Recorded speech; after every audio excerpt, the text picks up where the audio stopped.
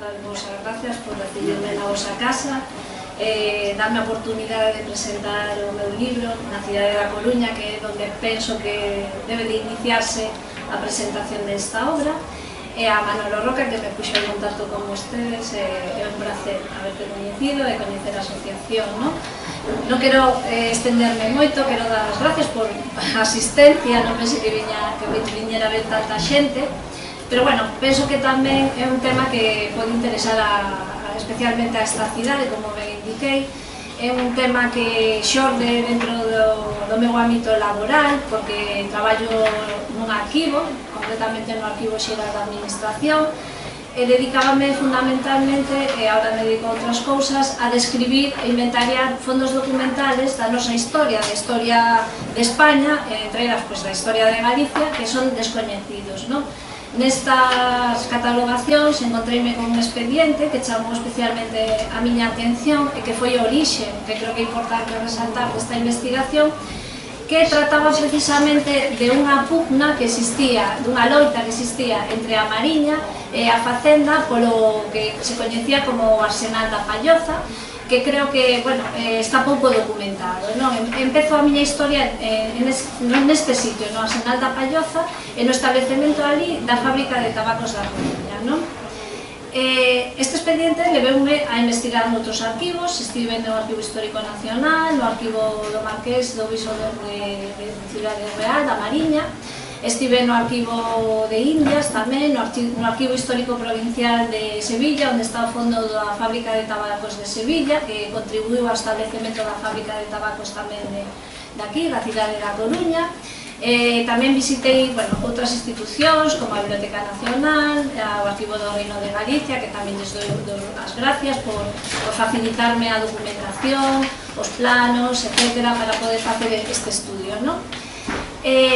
Logo tamén vou hablar non só da Fábrica de Tabacos da Coruña, senón tamén da Fábrica de Mistos, que é totalmente descoñecida na bibliografía. Eu estive buscando bibliografía sobre o tema, e a pesar de ser unha institución tan importante desde o punto de vista do desenrolo da cidade industrial e económico, apenas existían datos e información sobre a Fábrica de Mistos. Dedico tamén un capítulo que é moi interesante, e creo que liga un pouco as temáticas que trata a asociación, que é da persecución da Guerra Civil Española do sindicalismo, non? Do sindicalismo das obreiras, dos obreiros, fundamentalmente obreiras, porque na fábrica traballaban fundamentalmente mulleres, non? Tanto na Fábrica de Mistos como na Fábrica de Tabacos. Un pouco trouxe unhas imaxes, é unha introducción. Por que se establece unha fábrica de tabacos na cidade da Coruña? Penso que é unha pregunta que antes non se fixera ninguén, non?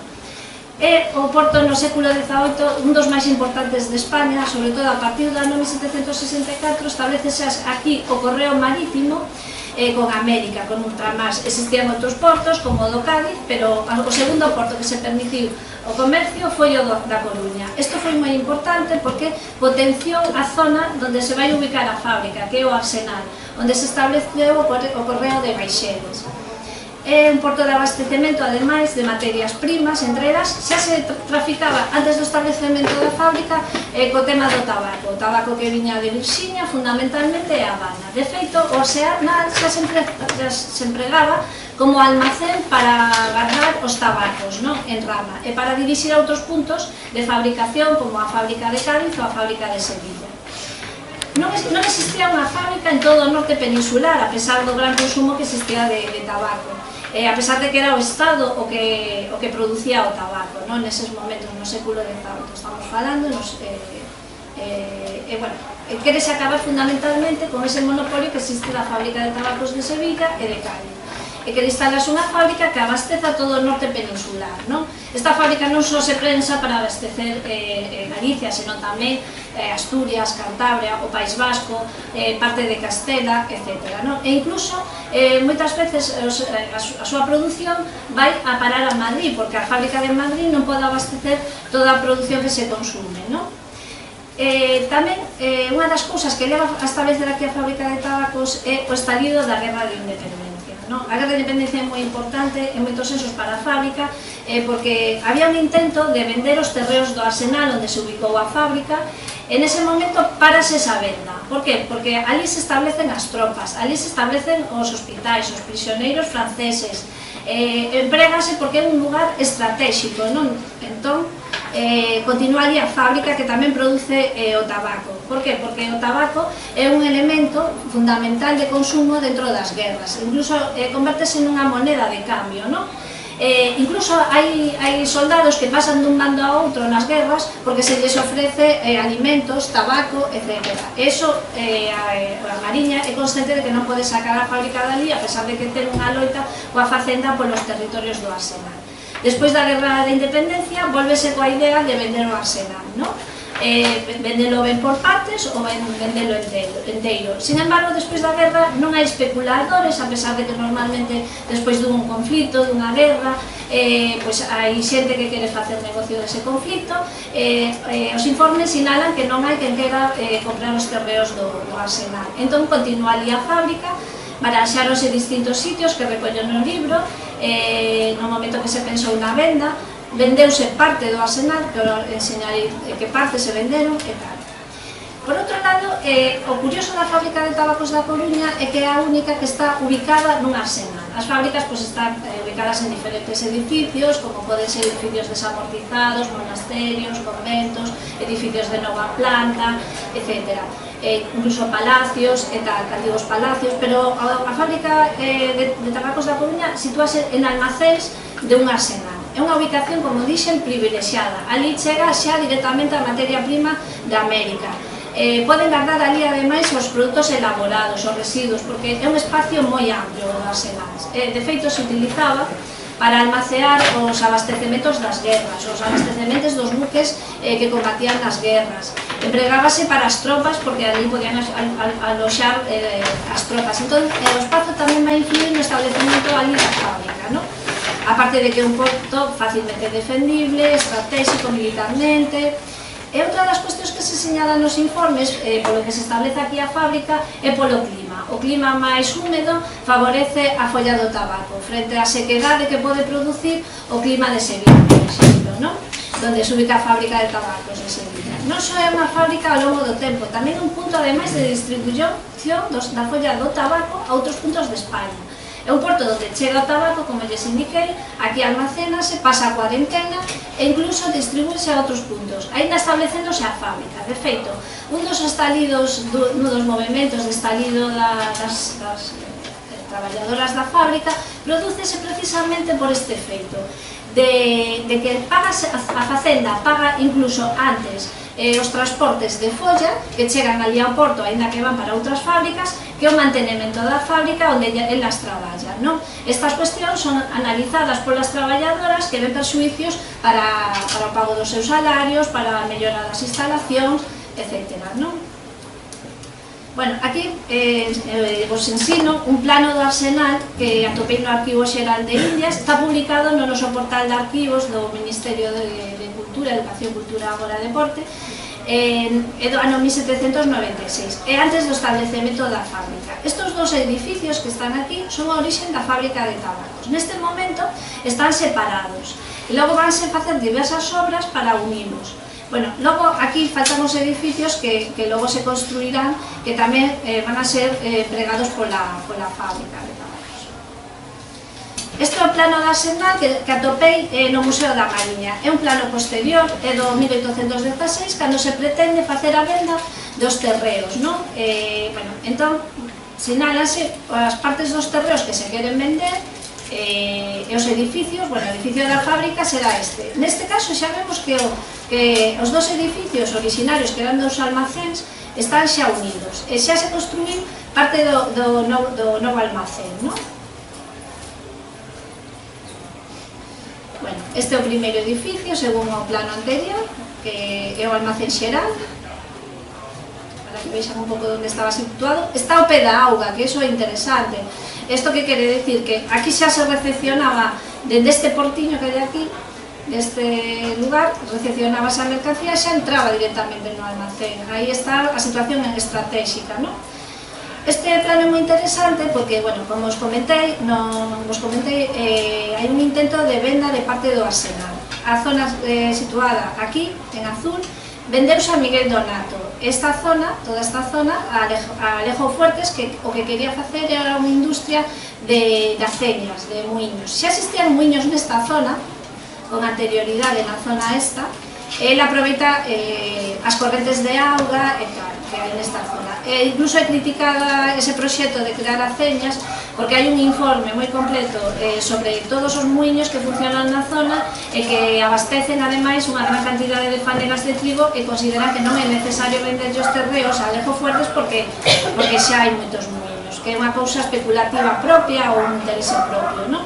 Bueno, hai informes, contrainformes, eso é interesante do libro, ir lendo como se pelean os distintos organismos polo territorio, porque hai intereses da Mariña que quere vender o arsenal. Por qué? Porque quere invertir no arsenal de Ferrol. Está potenciándose a principios do século XIX o arsenal de Ferrol.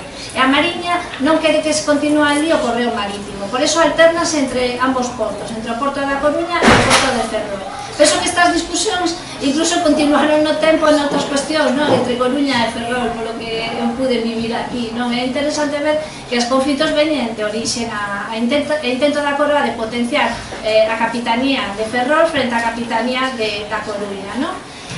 Venderías esa parte do arsenal fundamentalmente para que? Para arranxar o arsenal de Ferrol que estaba nun mal estado, non? Pero bueno, ainda así, bueno, non consiguen vender todo o territorio. Vai modificándose o avía do tren, o porto, etc.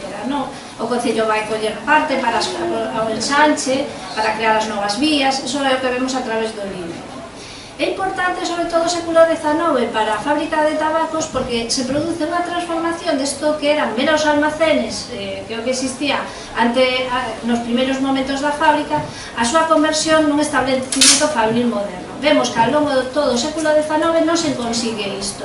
Haberá que esperar as obras do porto no ano 1910 e xa nos anos 10-20, cando aparezca unha fábrica moderna con uns servicios higiénicos, con unhas garantías para as traballadoras de seguridade que non se queimen ali vivas, se hai un incendio, que teñan unhas instalaciones higiénicas adecuadas. De aí tamén os múltiples conflitos que existían nestas fábricas, da falta de condicións adecuadas. As obras son menos lavados de cara, non son obras de urxencia porque se cae unha viga, porque se cae un teito, porque xa non se pode co edificio, non son meros intentos de acabar con o estado ruinoso puntual do edificio, pero non se crea unha auténtica fábrica moderna que xa existían en outros lugares de Europa.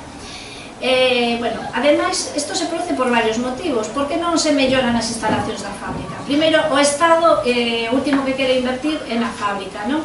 Existen múltiples disputas entre os poderes estatais e locais polos terreos, como sinalei, polos edificios que atrasan esas obras de acondicionamento da fábrica, que finalmente, bueno, consíguese quedar ali o arsenal a pesar das disputas, eso xa foi un logro, pero siguen as discusións, non? De cedoche este edificio, agora mo devolves, este non cho cedín, etc. Eso se ve ao longo do libro.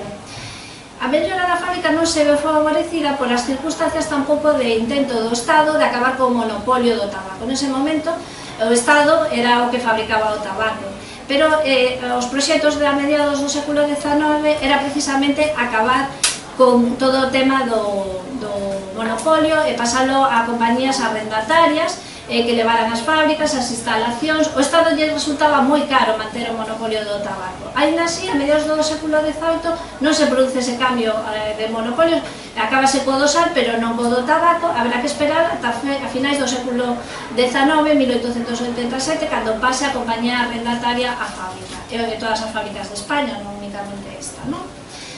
Bueno, as primeiras obras que temos, das que recollemos, de 1808 concretamente, fanse na primeira endana do establecemento, pero se caracteriza por eso, menos lavados de cara, e ademais encontramos un expediente judicial moi interesante da Intendencia de Galicia, onde se critica ao administrador da fábrica, que é un home que chega da fábrica de tabacos de Sevilla, se instala aquí, e o único que fai é robar cartos da tesorería da fábrica, e as obras nunca as acomete, incluso rouba material do porto para facer esas supostas obras, non?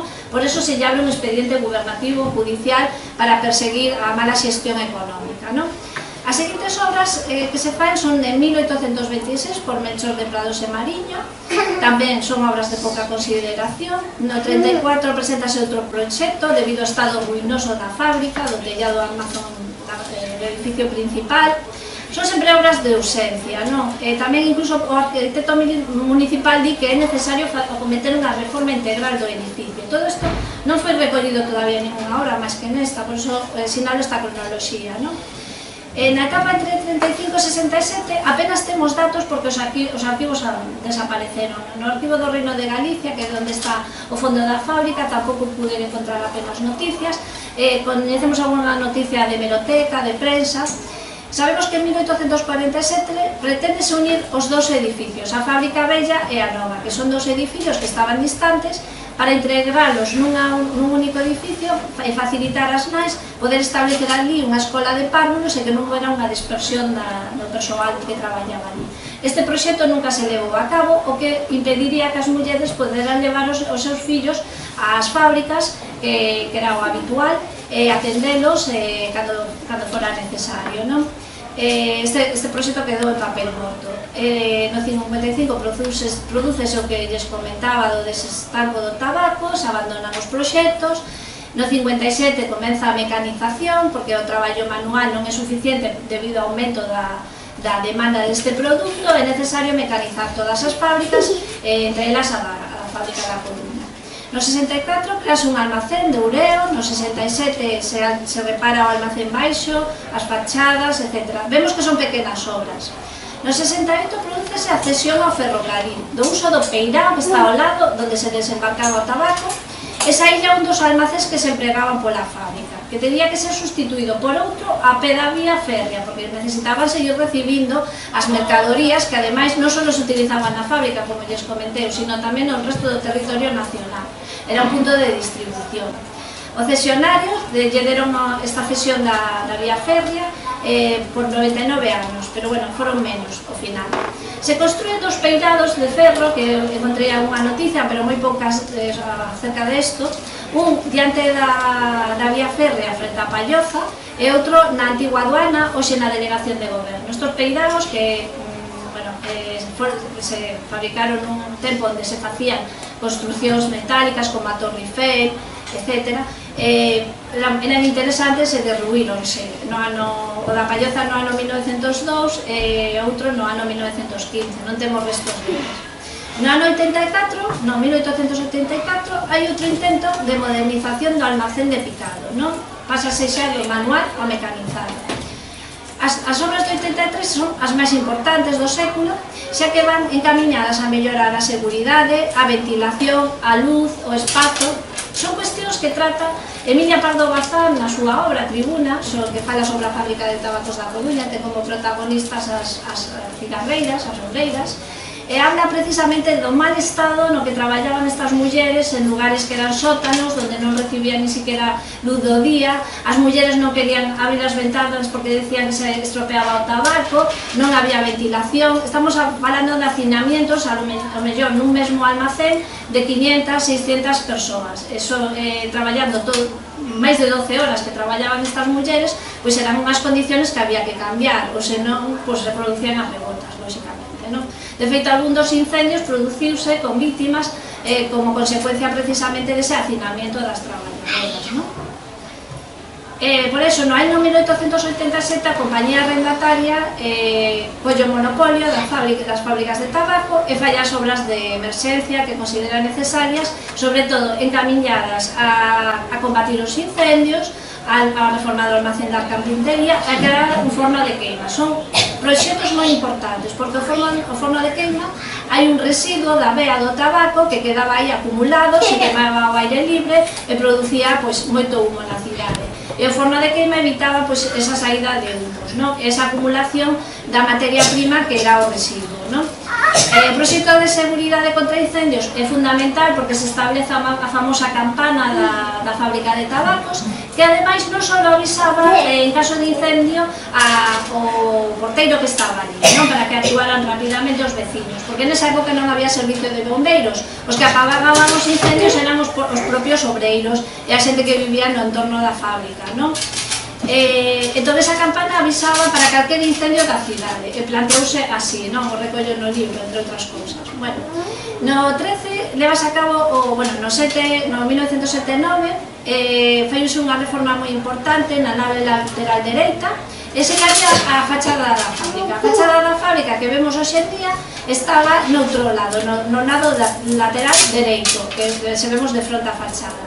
Nese momento pasa ao frente que coñecemos actualmente, que dá a plaza calle Primavera, baixa por ali. Esa é a fachada que cambia no ano 1907-1909. A fachada actual está na Palloza e antigua na calle Primavera. Efectivamente, na calle Primavera. No 13 levase a cabo o proxecto de pechamento da fábrica con motivo da devolución dos terreos para o ferrocarril, tras a cerca. A principios do século XIX tamén vemos que como se vai producindo o proceso de electrificación da fábrica. Nun primeiro momento a electricidade non existía na fábrica, era traballo manual. Logo se mecaniza a finais do século XIX e crease unhos motores de vapor que son os que funcionan día e noite para que funcione a fábrica. E logo o que se produce a principios do XX é o arrendamento a unha compañía que é a que proporciona electricidade, non? Para que sea máis barata a produción e non teñan que estar pendentes das máquinas, non?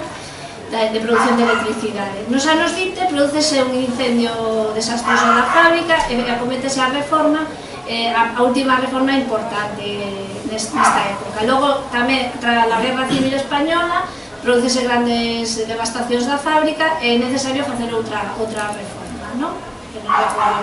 Pero bueno, porque eso xa se me vai un pouco, non? Este é un pouco un plano de 1883, donde vemos o edificio principal. Estos edificios tamén se empregan.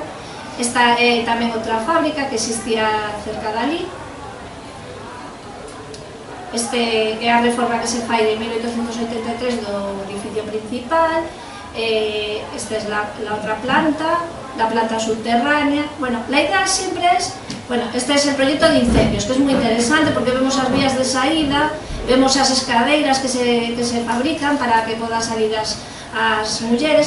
Hai que ter en conta, ademais, que nesta época a directiva da compañía arrendataria decía que os edificios das fábricas, para evitar os hurtos, porque había moito contrabando de tabaco, teña que levar unhas rexas nas ventas. Isto é un problema, porque claro, produces un incendio, esas rexas non se podían abrir, e que provocaba que as mulleres se hacinaran, en vez de fuxir polas ventas do piso baixo, se hacinaran nas saídas, que eran escasas, había dúas saídas nada máis, pois creanse escadeiras para que podan sair, acabanse co tema das rexas, que son facilmente abribles, non simplemente engastadas na parede.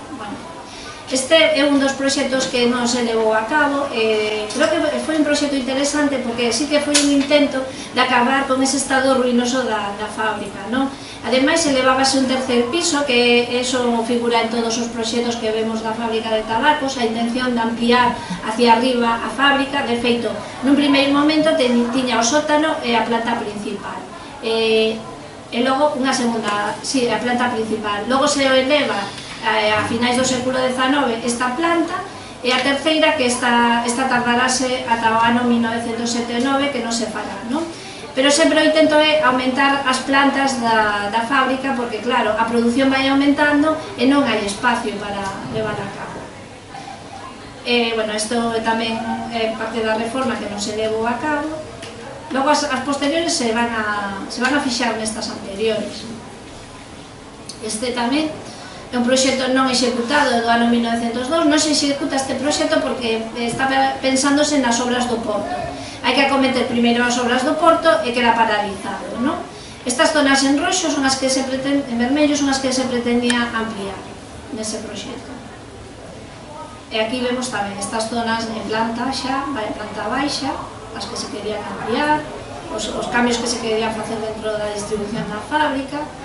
Claro, a mecanización fai necesario os cambios da fábrica. Xa non podemos ter unha fábrica igual se vamos a ter aparatos dentro, non? Hai que redistribuir as zonas e facilitar tamén que as mulleres estén cómodas nesas zonas. Aquí vemos, máis planos. Este sería como...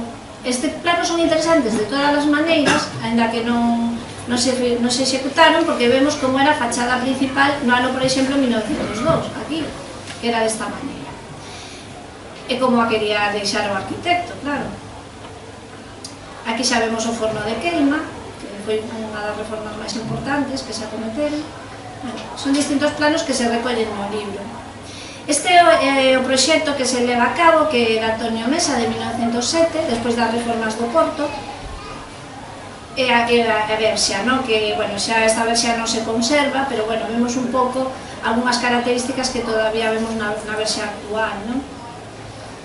Isto tamén, o problema aquí dos incendios é tamén a falta de auga corrente que ten a cidade, que tardou moitísimo en establecer ese servicio de auga corrente, non? Entón, no proxecto de incendios, vemos como hai un proxecto de como podemos sacar auga do río máis cercano, do arroio da Gaiteira, para poder abastecer os depósitos en caso de incendio, non? Este é o plano. Isto é unha columna de alumbrado da fábrica, porque nesta época, como lles indiquei, comeza o proceso de electrificación da fábrica, cambianse as vellas lámparas de aceite por lámparas eléctricas, e fais un proxecto para poder poñer lámparas externas. Estas son as lámparas de fora, non? Bueno, isto é a fábrica despois do incendio de 1920, o proxecto que se pretende facer, non? Despois do incendio, a planta principal, todos estes planos os recollo no libro. Este plano é un dos que máis me gustou porque vemos como as entrañas da fábrica en canto a mecanización, non? Vemos as maquinarias que se estableceron moi posteriormente, no 46, despois da guerra. Esta é a reforma que se fixo despois da guerra, pero é interesante porque vemos un pouco cales son as máquinas que se empregan no traballo do tabaco, non? Aquí en detalle, entrada de tabaco en ramas, logo están aquí os ciclones, o torrefactor, bueno, é moi interesante. Logo tamén, aparte da fábrica de tabacos, falo un pouco da fábrica de mistos. A fábrica de mistos apenas se recollen fontes da mesma, por eso quise incluir un capítulo neste libro. Esta fábrica vaise expropiar por Real Orde no ano 1908, de 1908 e de 1909. Primeiro expropiase a fábrica de maquinaria, e logo a casa da dona, o pozo e a horta. E por que se fai esta expropiación? As fábricas de mistos van a sufrir un proceso contrario ás fábricas de tabaco. Se ve que as fábricas de tabaco pasan de man do Estado a ser propiedade privada, a más as fábricas de tabaco pasan do monopolio do Estado, a ser propiedade da compañía arrendataria, que é o de carácter privado. As fábricas de mistos les pasa o contrario, pasan de mans privadas a ser monopolio do Estado a través da compañía arrendataria fosforera e logo do Grupo Fierro, non? Entón, nesta época, no arquivo onde eu traballo, temos o expediente de expropiación desta fábrica, un pouco a historia da fábrica, que tamén se recolle no libro, non? Tamén hai unha serie de reformas que son moi interesantes, que tamén temos nosos planos no arquivo de traballo. Vemos tamén como a evolución das obras que se fan na fábrica influye tamén a evolución urbanística da cidade, o mesmo que pasa coa fábrica de tabacos, non?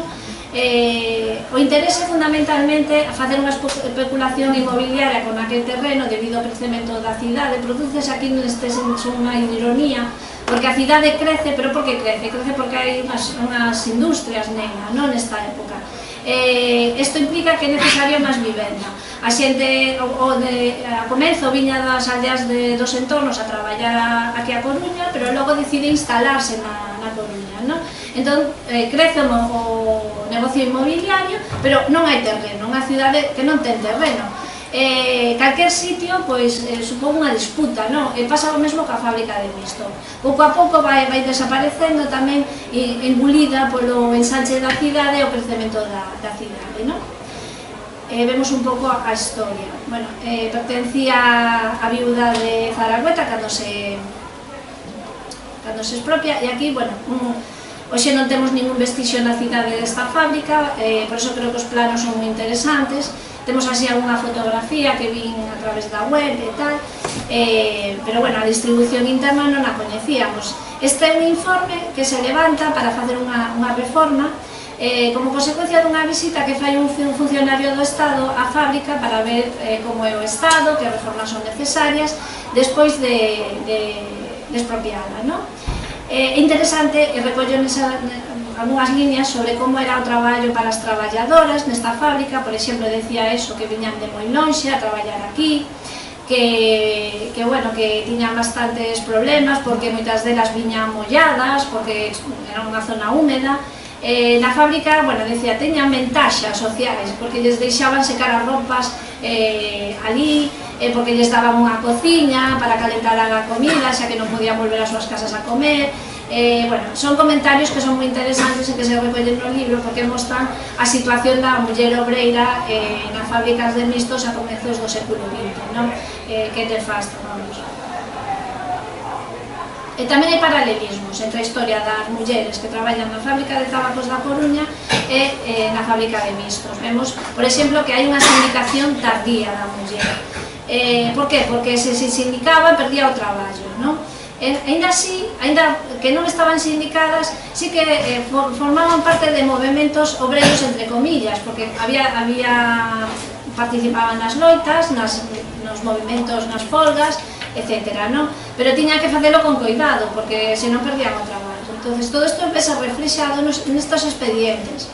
Por outro lado, me gustaría destacar, que a lo mellor sona moi feminista, que no informe do funcionario de turno, tamén sobre a fábrica de mistos, recóllese que a muller en Galicia di que é máis traballadora que o home, pois traballa na fábrica e o home non quere traballar na fábrica. Creo que é un dato interesante, porque os homes non queren traballar nas fábricas e si as mulleres.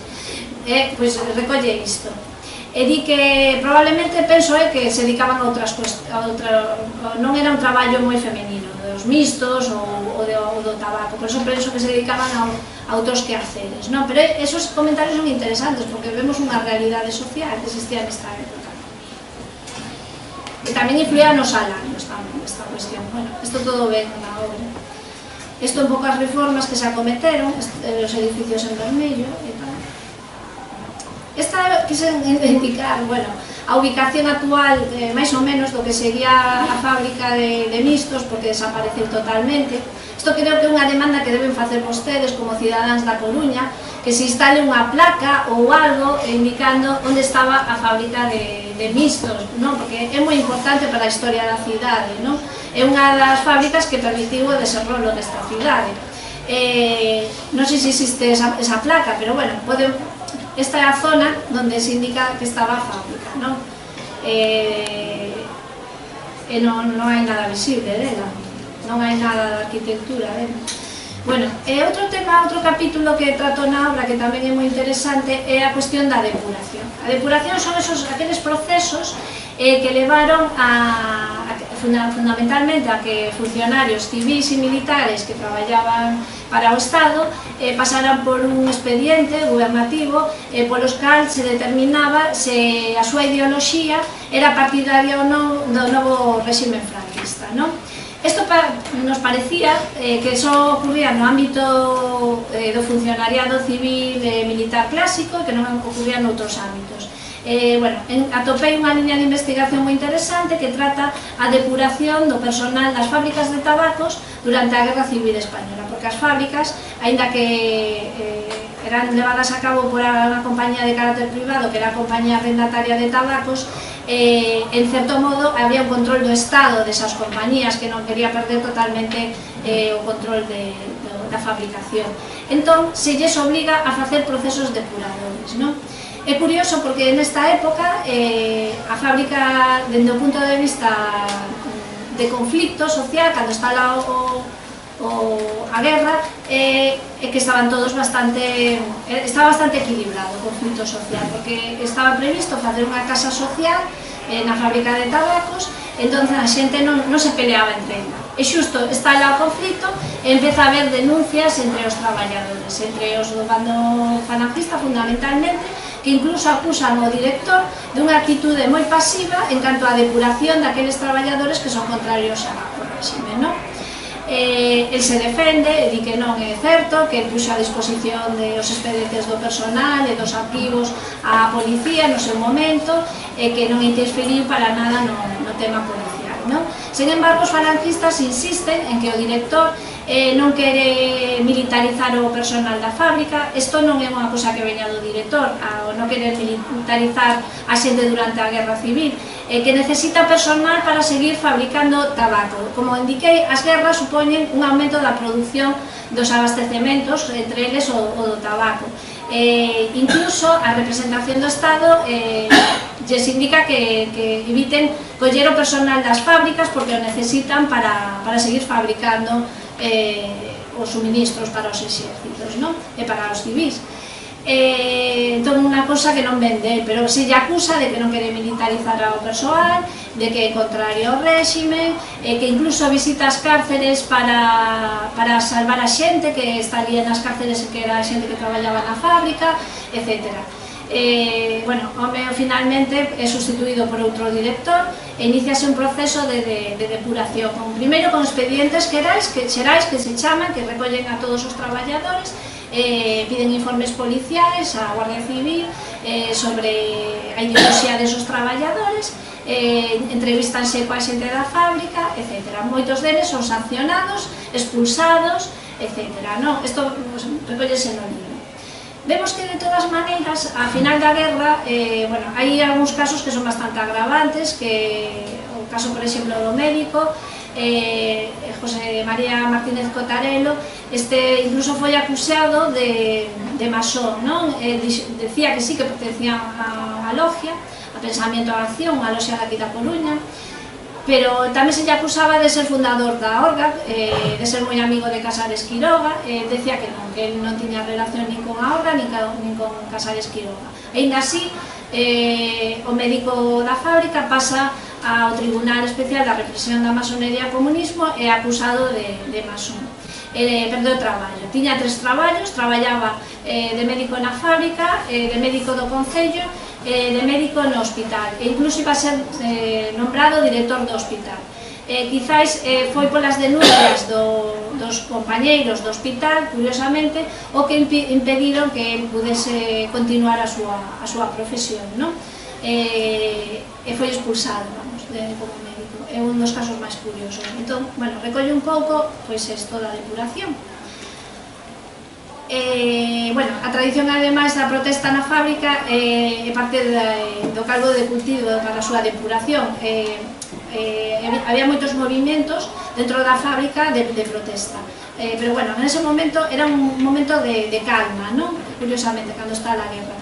Ademais, hai que tener en conta que Galicia é unha zona que rapidamente vai ser tomada por o Frente Nacional, estará rapidamente o conflito. De feito, a fábrica de tabacos da Coruña emprégase como modelo para facer a depuración noutras fábricas, porque é unha das primeiras nas que se plantexa este problema. Non se sabe se empregar a legislación para a depuración de personal civil e militar ou utilizar unha legislación propia para o personal das fábricas. Finalmente, se consulta a asesoría xurídica do Estado e decide que se le aplique como unha normativa propia, non? Eso é o que se fai. Bueno, é o que recollo un pouco, non vou explicar todo isto. Bueno, sí que se abriron 43 expedientes aos traballadores, bueno, se lles acusaba de que eran comunistas, anarquistas, propagandistas, roxos, sindicalistas. Se constituye unha subxunta de depuración para facer esa depuración pola compañía arrendataria no 39. Bueno, al principio o que lles dicía que empregase as normas de depuración de funcionarios e logo fanse propias. Bueno, é interesante as normas que se recollen nunha circular, non se publicaron como outras normas, para a resolución desos expedientes que se abrieron os traballadores. Aquí se establecen as categorías de sanción, non? Os roxos, que é indudable, coa colaboración ou sen ela, se producía a súa separación. Os simpatizantes do Fronte Popular, con a actuación ou sen ela, despois do movimento nacional, tal, separación. Bueno, vemos como actuaban, non, os tribunais neste sentido. E logo, recollo tamén eso, que tras a guerra, pasadas as sancións, readmítense moitos deles. Es decir, as sancións pois eran unha sanción económica, expulsión, depende cal fora a sanción, pois se analizaba de novo o expediente dese traballador. Esos expedientes xa eran individuais, outro era xeral. O o primeiro expediente que se xenera é xeral para todos os traballadores e logo se fan expedientes individuais para cada traballador para ver se son ou non readmitidos. Hai que ter en conta que despois da guerra continúa o aumento da produción de tabaco e é necesario readmitir os traballadores. Producese moitas pérdidas de xente e non hai tanta xente para levar a cabo a reconstrucción do país, para levar a cabo a continuación da industria, que ademais volvese autártica en España porque a Francia se lle cerran as fronteiras de outros países e necesita seguir producindo e creando industrias, por eso se readmiten os traballadores, porque non lles queda máis remedio realmente, non? Moitos denunciaron incluso ante as magistraturas de traballo porque non se lles reconocen os anos que teñen a sanción, non se recoñece como anos de servizo.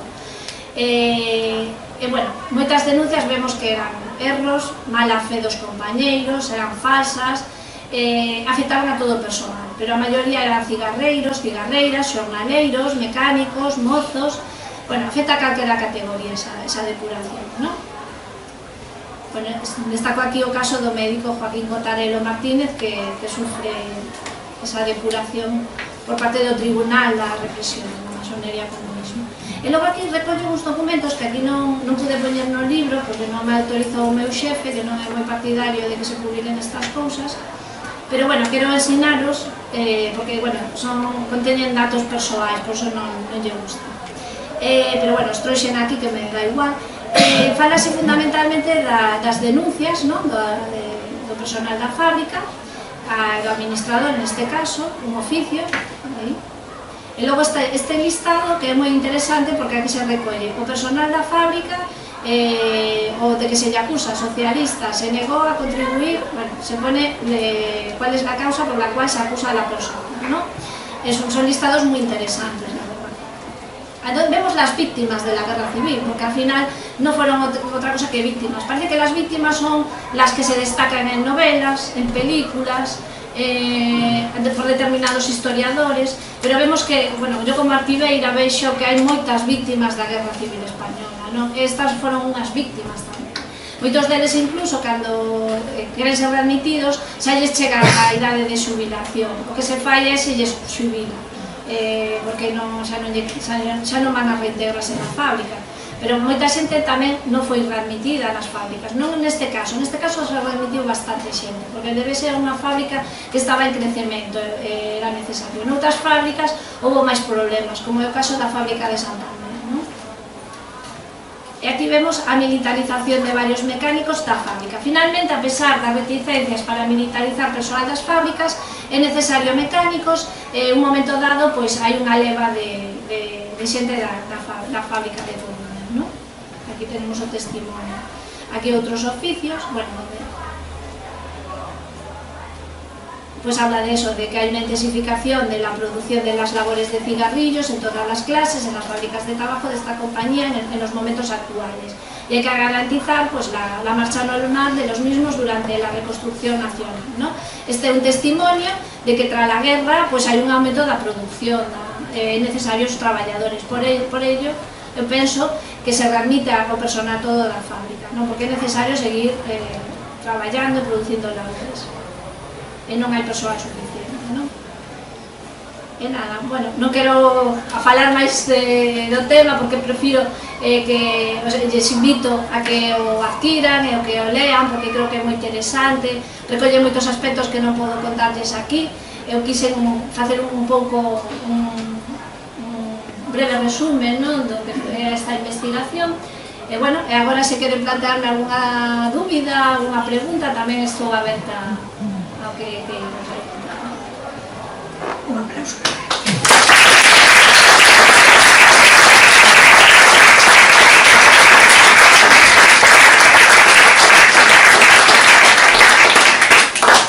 Pois agora é o seu momento contra a desmemoria. Mira, unha pregunta pois que me nota. A fábrica de tabacos, bueno, ao principio estaba situada entre o que era a Rúa Primavera e a Travesía de Primavera. que non acabei de entender o problema da propiedade dos espacios, non? Sí, bueno, realmente non existía esa rúa, era unha cosa moi A rúa estreitilla. Primavera é a antiga saída da Coruña Sí. hacia a Ponte da Pasarse. Sí, pero esa non existiu hasta finais Sí, quero do... decir eu, dicir que a fábrica chegaba hasta aí. Sí. Dicir, en 1902, máis ou menos, Sí, por aí é cando se fai a nova carretera da Pasarse, Sí. que fai desde 4 camiños, Sí. de Canovaponte, esas cousas, Sí. Entón, hai un espacio que ahora está construído, non? Sí. E imagino que o espacio da carretera sería cedido a fábrica de tabacos ao Estado. Sí. Entón, dicir, en ese espacio se construye, é da fábrica de tabacos, e que proceso se leva para poder construir, non? Que é o exemplo que pasa despois, de alguna forma, dicir, con Francisco Vázquez e o resto da que queda da parte de atrás da fábrica de tabaco, onde estaba a antigua muralla e a vía do tren, dicir, que tamén se construye.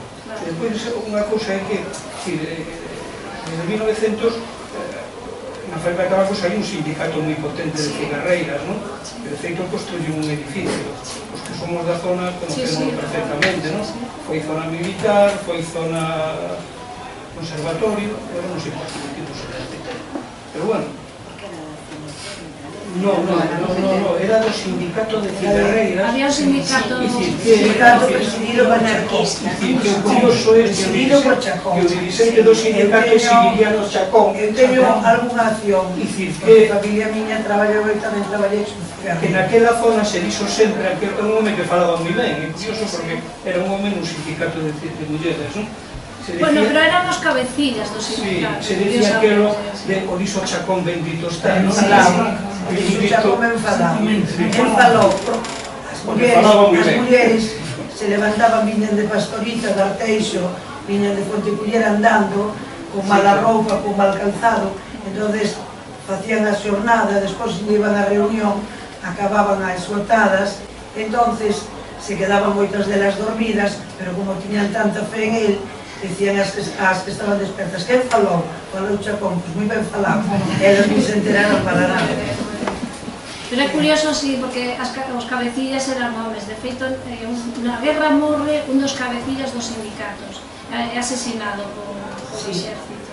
Pero mira, cando a Coruña tiña 40.000 habitantes, ou 30.000, se había 4.000 cigarreras, mulleres, e 30 homes. 30 homes traballando e 4.000 mulleres. Sí, chegou a ter unha... O sea que, fíjate que a población esa, semejante, o sea que toda...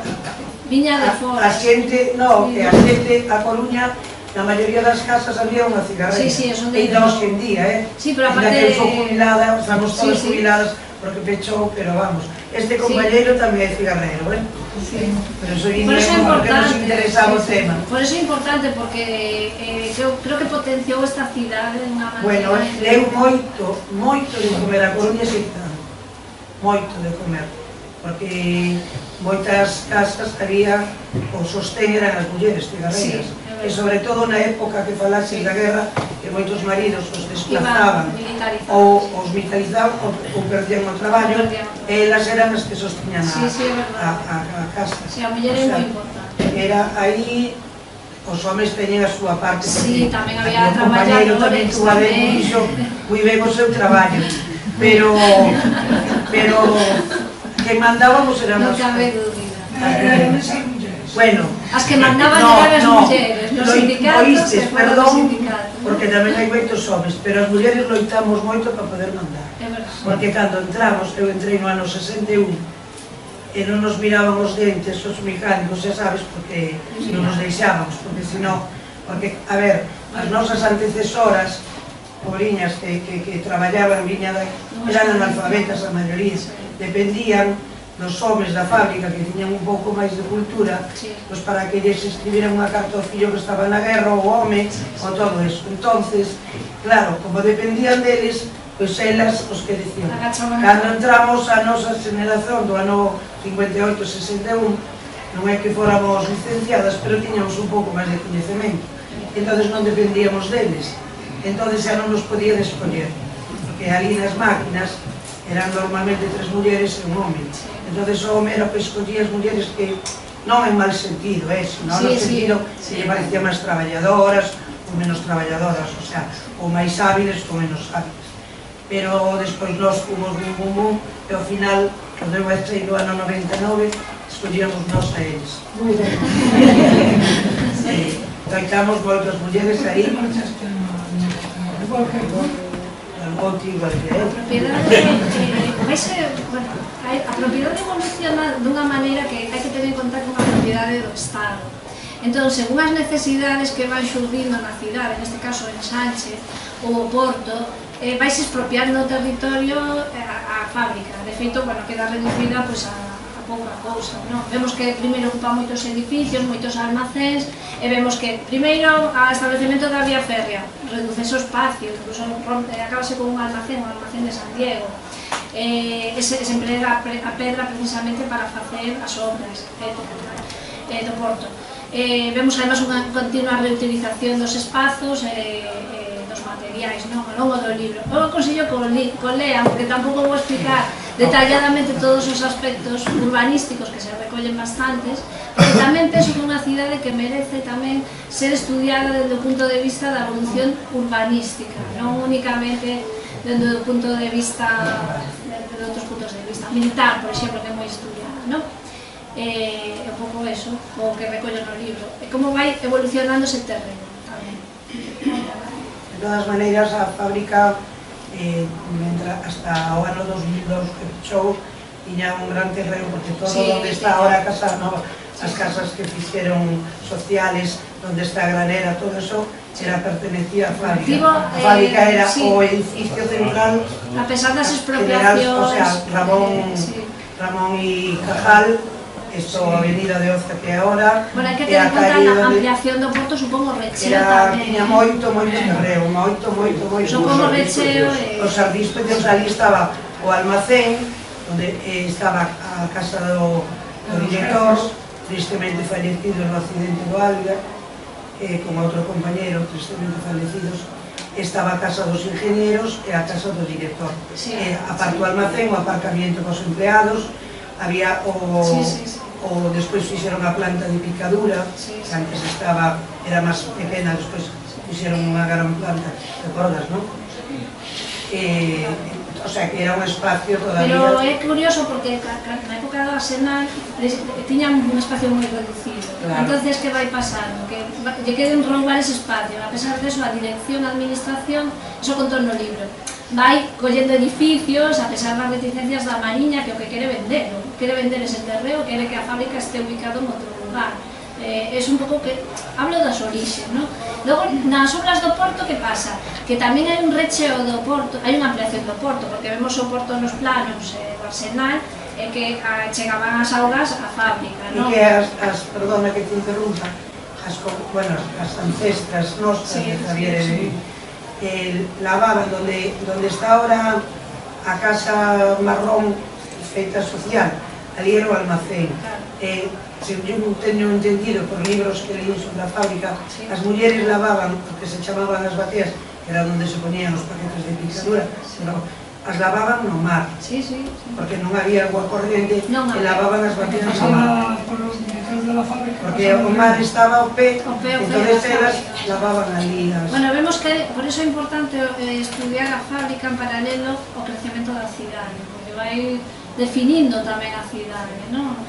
Porque é unha industria moi importante, e puxa tamén incluso Don Sánchez da creación da carretera da Pasaxe, da creación dunha vía que sen fábrica non había vía férrea hasta ali, porque o correo marítimo desaparece. O sea, vai impulsando o Porto, vai impulsando o desenvolvemento do ferrocarril, a creación de novas estradas de saída da cidade.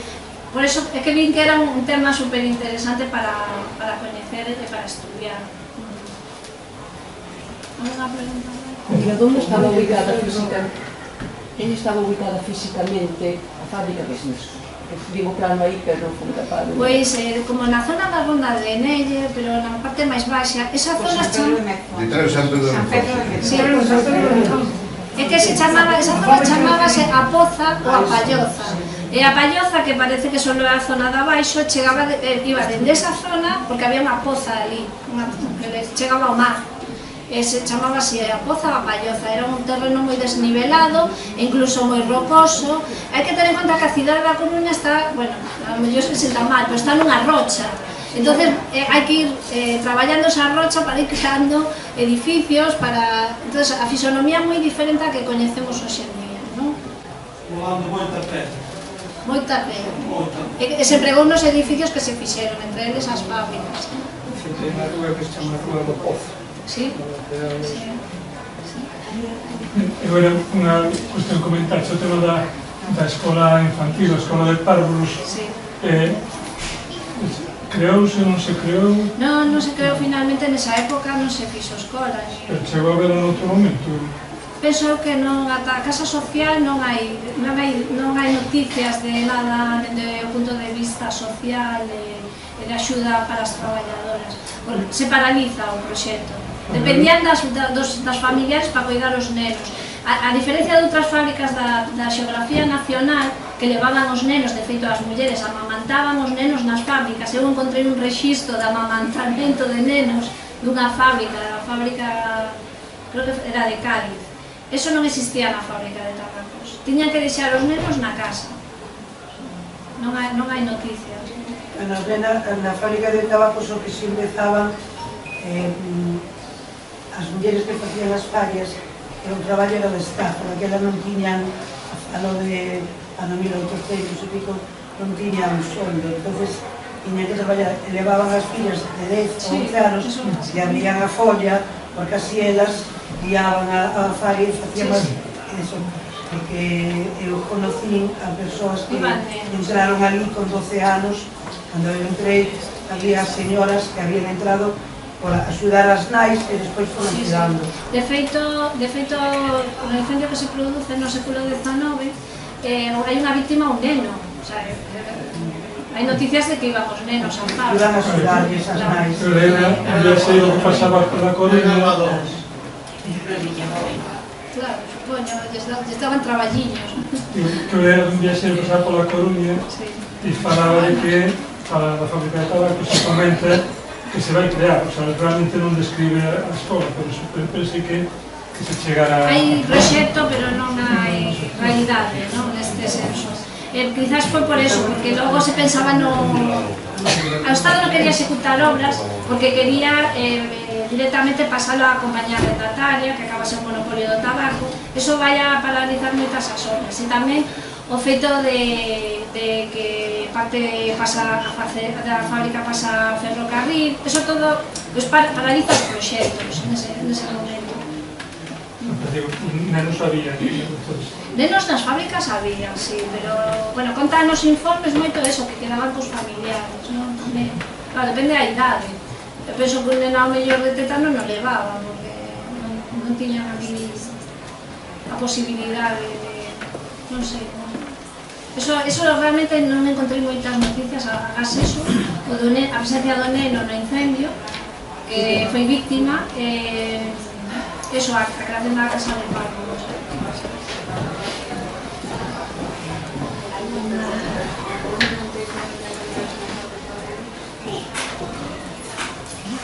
Pois non recordo agora, creo que recollo no libro, pero non recordo. Era menos que a de tabacos, eso sí o recordo. Si a de tabacos, ademais, vai ampliándose, de feito, os edificios van ampliándose paralelamente ao aumento das traballadoras. Aún así, sufrían hacinamentos nas fábricas. Era un perigo, porque cando se producía un incendio, que se evacuar toda esa xente, era